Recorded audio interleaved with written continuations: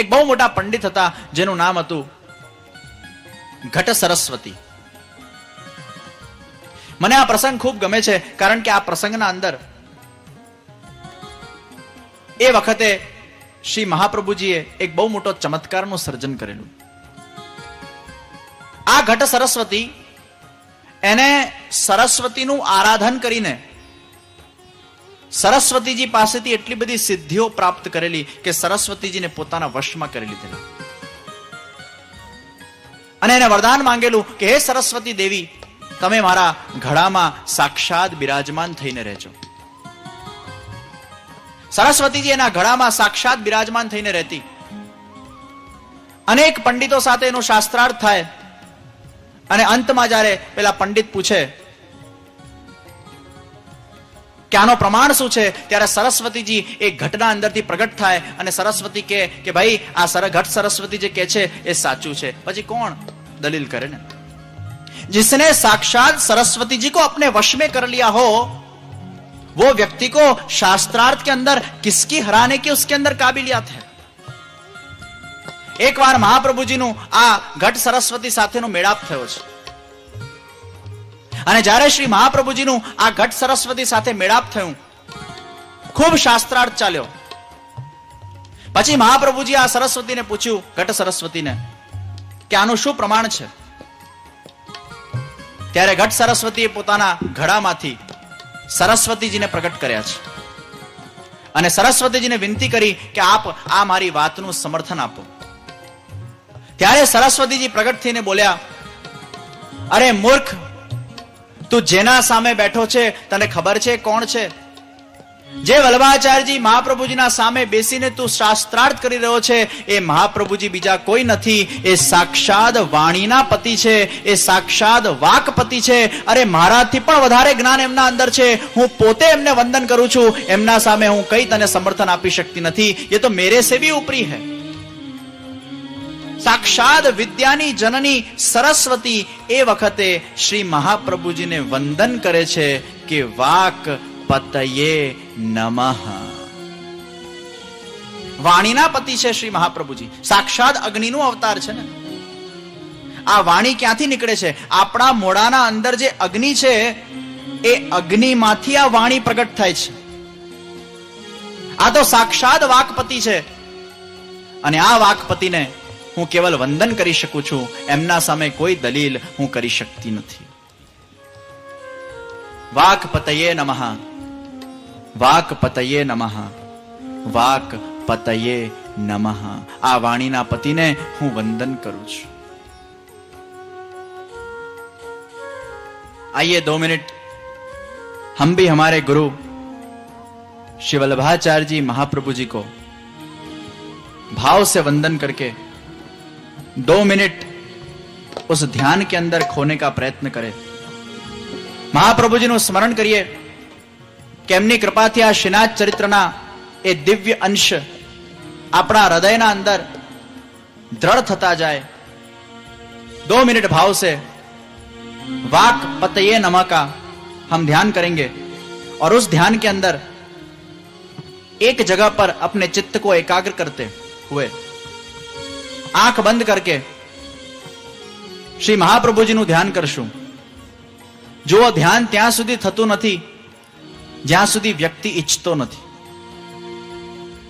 હિપ્નોટિઝમના અંદર એવું કહેવાય છે કે જ્યાં સુધી વ્યક્તિ હિપ્નોટાઇઝ થવા માંગતો નથી ત્યાં સુધી એને કોઈ હિપ્નોટિઝમ અસર કરતી નથી. જ્યાં સુધી માણસ ધ્યાન કરવા ઈચ્છતો નથી ત્યાં સુધી ધ્યાનસ્થ થતો નથી.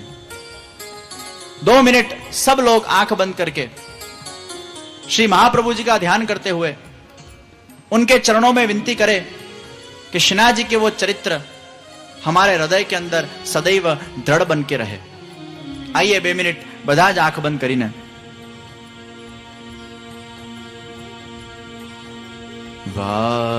વાક્પતયે નમઃ, વાક્પતયે નમઃ, વાક્પતયે નમઃ, વાક્પતયે નમઃ. वाक्पतये नमः वाक्पतये नमः वाक्पतये नमः वाक्पतये नमः वाक्पतये नमः वाक्पतये नमः। दो आंख बंद करके परम शांति का अनुभव करके બંને આંખોના વચ્ચેથી શ્રીનાથજી બાવાના સુંદર ચરણારવિંદોનું ધ્યાન કરીએ.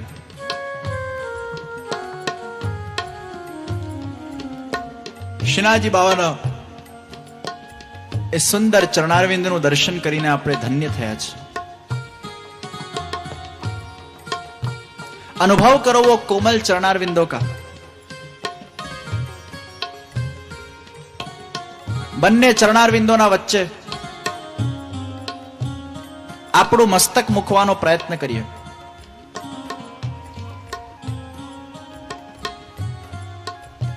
અનુભવ કરો શ્રીનાથજી બાવાના એક કોમલ ચરણારવિંદના સ્પર્શને. प्रभु के वो कोमल स्पर्श से हम धन्य धन्य हो रहे हैं. हमारी रोम रोम वो रोमांचित हो रही है. हृदय वो गदगदित हो रहा है.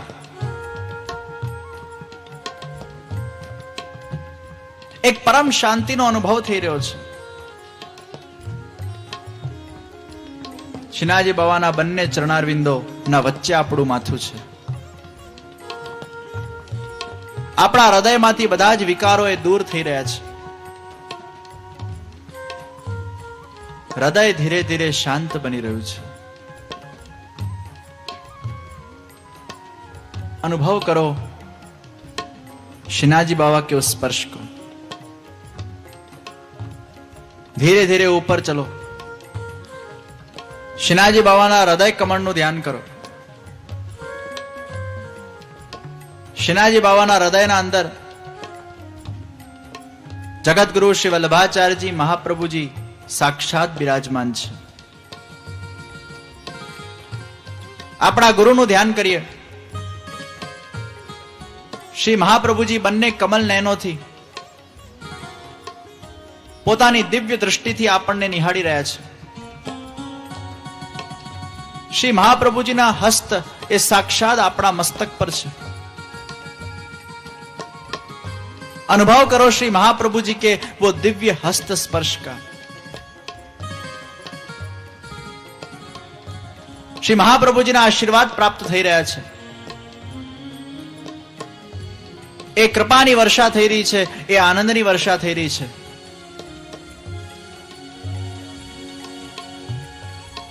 આ પ્રત્યેક ક્ષણો એ પ્રભુમય બની રહી છે.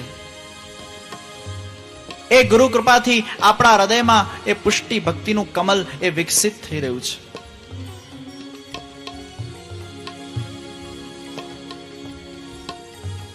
और ऊपर जाओ. श्रीनाथजी बाबा के सुंदर मुखारविंद का दर्शन करो. श्रीनाथजी बाबा એ સુંદર રીતે મુસ્કુરાઈ રહ્યા છે, હસી રહ્યા છે. એ હાસ્યના દર્શન કરીને આપણા મનના બધા જ અસંતોષો, દુઃખો, વિકારો એ દૂર થઈ રહ્યા છે. શ્રીનાથજી બાબાએ હસીને આપણા ચિત્તના અંદર એમના પ્રતિ આકર્ષણ કરી રહ્યા છે. हृदय वो खाली हो रहा है.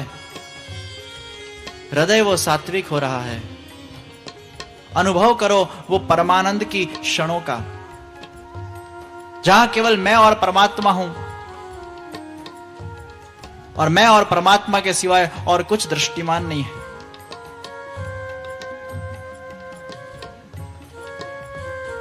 श्रीनाथ जी ने दंडवत करो भाव से.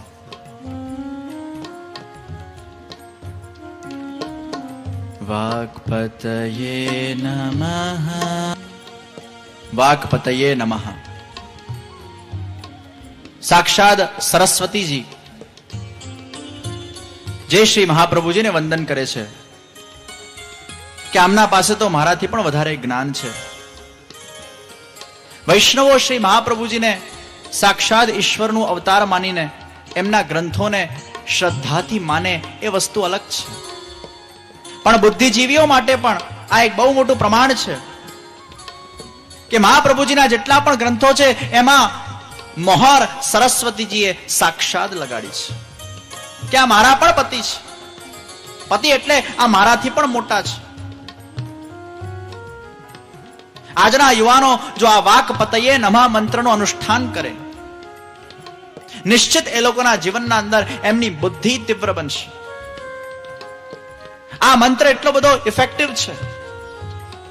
ઘણા બધા યુવાનોને યુવા શિબિરોના અંદર આ મંત્ર જ્યારે આપવામાં આવ્યું, એ લોકોના જીવનના અંદર અલગ પ્રકારનું પરિવર્તન મેં પોતે નિહાળ્યું છે.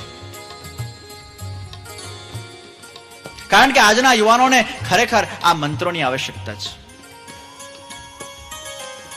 આજનો યુવા સમાજ જેના મનના અંદર એક વસ્તુ બહુ સારી રીતે સ્ટોર્ડ છે, અત્યારે ને અત્યારે મને બધું જોઈએ, હમણાં ને હમણાં મને પ્રાપ્ત થવું જોઈએ, અત્યારે ને અત્યારે પ્રાપ્ત કરવાની એક વૃત્તિ, અને એના અંદર માણસ ધૈર્યને ગુમાવે છે અને અનેક પ્રકારના ખોટા નિર્ણયો પોતાના જીવનના અંદર લઈ લેતા હોય છે અને પછી પસ્તાય છે. આજના યુવાનોના અંદર મનના અંદર ધૈર્ય ક્યાં છે? વિવેક ક્યાં છે? પ્રેમી પ્રેમિકાને ધોકો આપે, આત્મહત્યા કરી નાખે. એક્ઝામમાં ખરાબ માર્ક્સ આવે, પરીક્ષાના અંદર ફેલ થાય, ઘર છોડીને ભાગી જાય. આજના યુવાનોને આ મંત્રોની વિશેષ આવશ્યકતા છે. આ મંત્ર એમને બળ આપે છે. વડોદરાના અંદર હમણાં એક શિબિર કરવામાં આવી અને એ શિબિરના અંદર એક વિષય રાખવામાં આવેલો કે how to stable your mind before your exams. આપણા મનને આપણે એક્ઝામના પહેલા કઈ રીતે સ્થિર બનાવી શકીએ, શ્રી મહાપ્રભુજીના એ સ્મરણના આધારિત ઉપર. અને એ શિબિરના અંદર એક એક્સપેરિમેન્ટ આપવામાં આવ્યો. તમારા ઘરના જે છોકરાઓ હોય એ લોકોને આ એક્સપેરિમેન્ટ તમે આપજો, આ પ્રેક્ટિસ કરાવજો. નિશ્ચિત એ લોકોના જીવનના અંદર ક્યાંક ને ક્યાંક 50% આવતા હશે તો 55 સુધી પહોંચશે, 70 આવતા હશે 75 સુધી પહોંચશે, ક્યાંક એના પર્સન્ટેજની વૃદ્ધિ થશે. એ શિબિરના અંદર યુવાનોને એક વિષયમાં સમજાવવામાં આવ્યું કે જેટલો ટ્રસ્ટ માણસ પોતાની ડાયજેસ્ટિવ સિસ્ટમ ઉપર કરે છે, એટલો ટ્રસ્ટ માણસ પોતાની મેમરી સિસ્ટમ પર નથી કરતો. આપણને જેટલો વિશ્વાસ આપણી ડાયજેસ્ટિવ સિસ્ટમ પર છે ને, ખાધા પછી આપણે 10 વાર આપણે આપણી સિસ્ટમને પૂછપૂછ કરીએ છીએ, તને પચ્યું, તને પચ્યું, તને પચ્યું, તને પચ્યું, તને પચ્યું, તને પચ્યું. આફ્ટર ઈટિંગ વી ફોરગેટ. પણ આપણી મેમરી સિસ્ટમને આપણે 10 વાર હેમર કરીને પૂછીએ છીએ, તને યાદ રહ્યું, તને યાદ રહ્યું, તને યાદ રહ્યું, તને યાદ રહ્યું, તને યાદ રહ્યું. તમે લોકોએ છોકરાઓને જોયા હશે કે જે દિવસે પરીક્ષા હોય ને, સવારે 9 વાગ્યાનો પેપર હોય, 9માં 5 કમ સુધી બુકને છોડે નહીં. વાંચ વાંચ વાંચ વાંચ વાંચ વાંચ વાંચ વાંચ વાંચ વાંચ, એટલું બધું રિવિઝન કરે, એટલું બધું ઓવર માઇન્ડને સ્ટ્રેસ આપે. છેલ્લા મિનિટ સુધી એ બુકને છોડી શકતા નથી, કેમ કે એમના માઇન્ડમાં એવું પ્રોગ્રામિંગ થયું છે કે જ્યાં સુધી હું છેલ્લા મિનિટ સુધી વાંચીશ નહીં, મને યાદ રહેશે નહીં. જેટલો ટ્રસ્ટ આપણને આપણી ડાયજેસ્ટિવ સિસ્ટમ ઉપર છે, એટલો ટ્રસ્ટ આપણને આપણી મેમરી સિસ્ટમ પર નથી કે મને યાદ રહેશે. બીજું કે આજના છોકરાઓ પોતાના મનના અંદર, પોતાની બુદ્ધિના અંદર અનેક પ્રકારની દિવાલોને બનાવે છે. 1-2 વાર એના 50 કે 60% આવ્યા એટલે પોતાના જાતને હું માની લે, હું 60% વાળો, હું 70% વાળો, હું 80% વાળો, હું 90% વાળો, હું પાસિંગ વાળો. પોતાના માઇન્ડના અંદર પહેલાથી નક્કી કરી રાખે છે કે મારી રેન્જ આ છે અને આ રેન્જથી હું ક્યારે પણ આગળ વધી શકવાનો નથી. આ કાઇન્ડની એમના અંદર એક નેગેટિવનેસ આવી જાય છે અને પોતાના જાતને ઉભારી શકતા નથી. આ વોલ્સને બ્રેક કરવાની છે. છોકરાઓને મેં એ વખતે શિબિરમાં કીધેલું કે એક્ઝામને, પરીક્ષાને ઉત્સાહથી લો. જે વસ્તુમાં આપણને ઉત્સાહ છે એ વસ્તુમાં આપણને કોન્ફિડન્સ છે. જે વસ્તુમાં કોન્ફિડન્સ છે ત્યાં રિલેક્સેશન છે, શાંતિ છે, પેનિક નથી. જીવનની જ્યારે પરિસ્થિતિઓને આપણે ઉત્સાહથી નથી લઈ શકતા ત્યાં પેનિક કરીએ છીએ. મોટા ભાગના છોકરાઓના મનના અંદર એ લોકોને પરીક્ષા જોઈતી જ નથી એટલે પ્રોગ્રામિંગ થઈ બેઠું છે. મને પરીક્ષા જોઈતી નથી, મને એક્ઝામ ગમતું નથી, મને આ જોઈતું નથી, આ નથી નથી નથી નથી એટલે એના પ્રતિ અણગમો આવે છે અને ઇન્ટરેસ્ટ આવતું નથી એટલે ઘણીવાર ઓવર ટેન્સ થઈ જાય છે. મારું આ એક્સપેરિમેન્ટ તમારા છોકરાઓને આપજો અને આ એક્સપેરિમેન્ટના અંદર બીજા દિવસે સવારે 9 વાગ્યાનો પેપર હોય, રાતના 1 કે 2 વાગ્યા સુધી છોકરાઓ વાંચે. જે સબ્જેક્ટની એક્ઝામ હોય ને એ સબ્જેક્ટની ટેક્સ્ટબુક લે, એ ટેક્સ્ટબુકને આંખે લગાડે, આંખે લગાડીને એ ચોપડીને હાથ જોડીને વંદન કરે કે હે વિદ્યા, તારામાંથી આખો વર્ષ મેં જે પણ વિદ્યા ગ્રહણ કરી છે એ ચોક્કસ મારા મનના અંદર વ્યવસ્થિત રૂપથી મને યાદ રહ્યું છે. હવે આ ચોપડીને હું ક્યારે પણ ખોલીશ નહીં. ચોપડી ધીરેથી બંધ કરવાની, આંખે લગાડવાનું, તકિયાના નીચે મૂકી દેવાનું, રિલેક્સ થઈને સૂઈ જવાનું. સવારે ઉઠતા સાથે એ ચોપડીને આપણે ખોલવાની નથી. હવે આ ચોપડી ત્યારે જ ખુલશે જ્યારે પેલો ફેલ થશે. આપણા મનને આપણે કહીને સુવાનું છે કે હવે આ ચોપડીને મારે ખોલવી નથી અને રિલેક્સેશનથી સુવાનું છે. સ્લીપ વેલ એન્ડ રાઇટ વેલ. ઉઠતા સાથે આપણા મનના અંદર એક વિશ્વાસ હોવો જોઈએ કે I am fully prepared for my exams. નહીં તો શું થાય ખબર છે? ઉઠતા સાથે ટેન્શન હોય, મારે આટલું બધું વાંચવાનું છે, મારે આટલું બધું રિવિઝન કરવાનું છે, આટલા કલાક બાકી છે, આટલું બધું વાંચવાનું છે, આમ છે તેમ છે, ફલાણું ઢીકણું, ટેન્શનથી ઉઠે છે. સ્નાન કર્યા પછી તરત બુક લઈને બેસી જાય, કાઉન્ટડાઉન ચાલુ થાય. 3 કલાક બાકી, 2.5 કલાક બાકી, 2 કલાક બાકી, 1.5 કલાક બાકી, 1 કલાક બાકી, અડધો કલાક, 20 minutes, 15 minutes, 10 minutes, 5 minutes, 2 minute, 1 minute, exam. Countdown. You yourself, તમે તમારા જાતને પ્રેશરમાં નાખો છો. જીવનની કોઈ પણ ફિલ્ડના અંદર પછી ઇન્ટરવ્યુ આપવા જવાનું હોય, કોઈ મીટિંગને રિપ્રેઝેન્ટ કરવાનું હોય, પોતાના પ્રેઝન્ટેશન્સ આપવાના હોય કે એક્ઝામ આપવાની હોય, જ્યાં માણસ પોતાના જાતને પ્રેશરમાં નાખે છે ને ત્યાં એની મેમરીના એ પોટેન્શિયલને એ જાગૃત કરી શકતો નથી. આ મારી ચેલેન્જ છે કે રાતના સૂતા પછી સવારે એક શબ્દ પણ બુકમાંથી વાંચવાનું નથી. આ આપણી નેગેટિવિટી છે કે છેલ્લા ટાઈમ સુધી વાંચીશ નહીં ત્યાં સુધી મને યાદ નહીં રહે. આપણી મેમરી એટલી સ્ટ્રોંગ છે કે રાતના સૂતી વખત સુધી જેટલું વાંચેલું હશે એ બધું જ આપણને બીજા દિવસે યાદ રહેવાનું જ છે. Let the mind be relaxed for some hours. Constant એને જ્યારે હેમરિંગ કરવામાં આવે છે ને ત્યારે એ માઇન્ડ એના પોટેન્શિયલના અનુસાર વર્ક નથી કરી શકતું, એને પ્રેશરમાં નાખીએ છીએ. સવારે ઉઠીને શ્રી કૃષ્ણ શરણમ મમનું મેડિટેશન કરે અને એ મેડિટેશન ડીપ બ્રેથ લઈને શ્રી કૃષ્ણ શરણમ મમથી એને છોડે. જોજો તમે લોકો ધ્યાનથી. શ્રી કૃષ્ણ શરણમ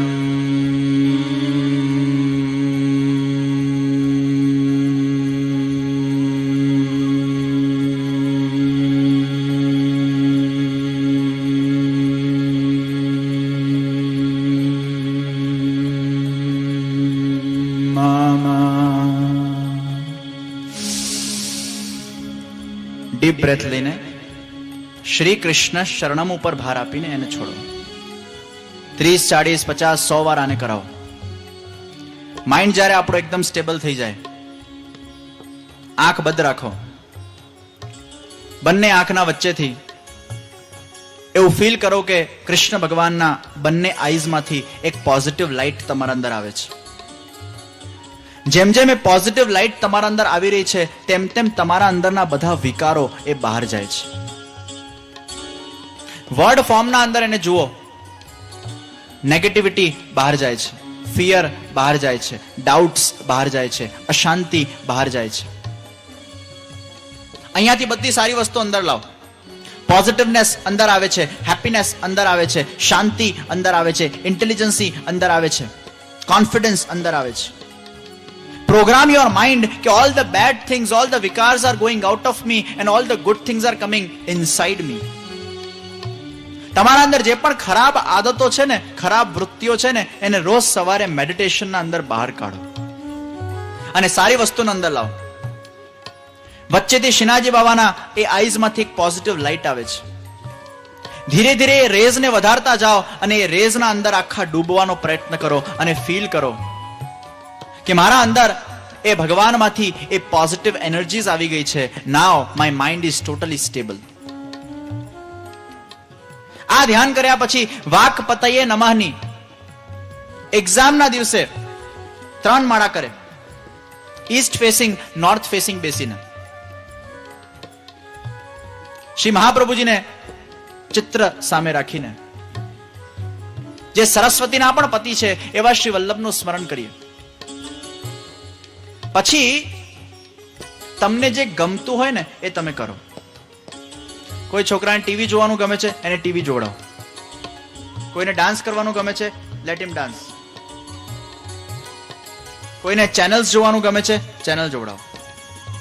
એક્ઝામના દિવસે તમને જે ગમે છે એ તમે કરો. તમારા માઇન્ડને એક્ઝામથી ડાયવર્ટ કરો.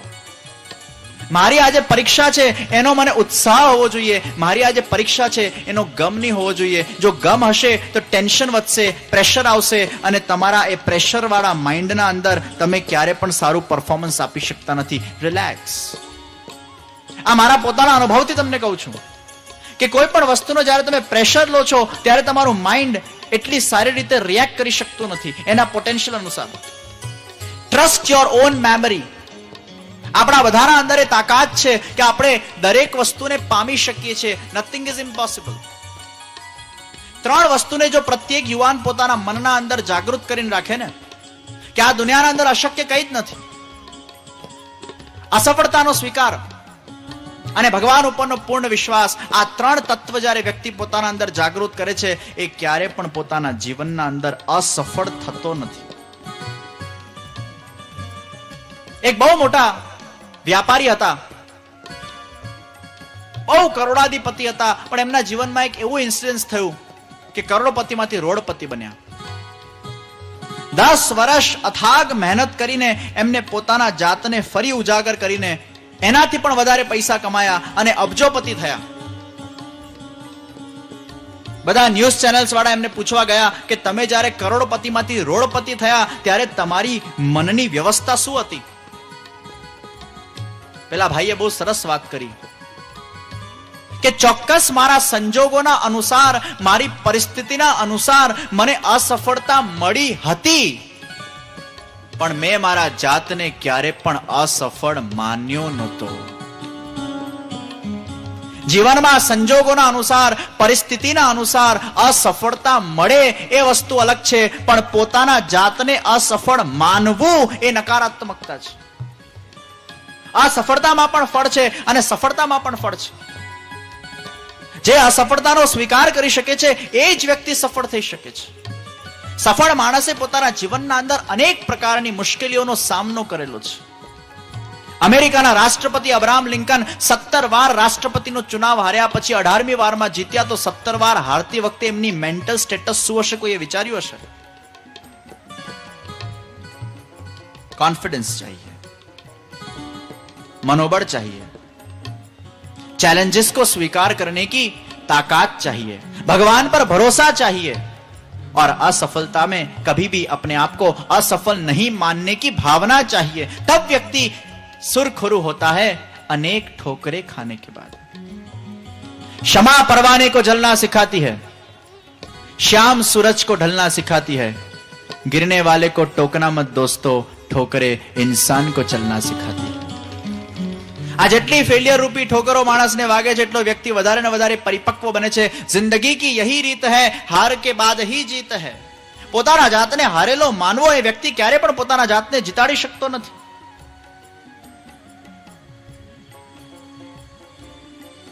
જીવન પણ એક પરીક્ષા છે અને આ પરીક્ષાના અંદર આત્મવિશ્વાસ એ ભગવાનના વિશ્વાસ પરથી પ્રગટ થાય છે। અશક્ય કશું નથી, ધૈર્યની આવશ્યકતા છે।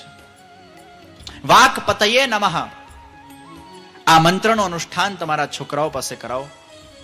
ઘણી બધી જગ્યાએ શિબિરોમાં મંત્ર આપ્યા અને પોતાના જીવનના અંદર પોતાના પર્સન્ટેજીસના અંદર ઘણા બધા ફરક આજના યુવાનોએ એમાં મહેસૂસ કર્યા છે। જય શ્રી કૃષ્ણ। જે સિંહના આ વચનામૃત તમને ગમ્યા હોય તો આ વિડીયોને વધુમાં વધુ યુવાન લોકો અને વૈષ્ણવોમાં શેર કરજો, લાઈક કરજો અને કમેન્ટ બોક્સમાં કમેન્ટ જરૂર કરજો અને અમારી ચેનલ શ્રી વલ્લભને સબસ્ક્રાઈબ કરવાનું ભૂલશો નહીં, જેથી તમને આવા અવનવા વચનામૃત મળતા રહે। જય શ્રી કૃષ્ણ।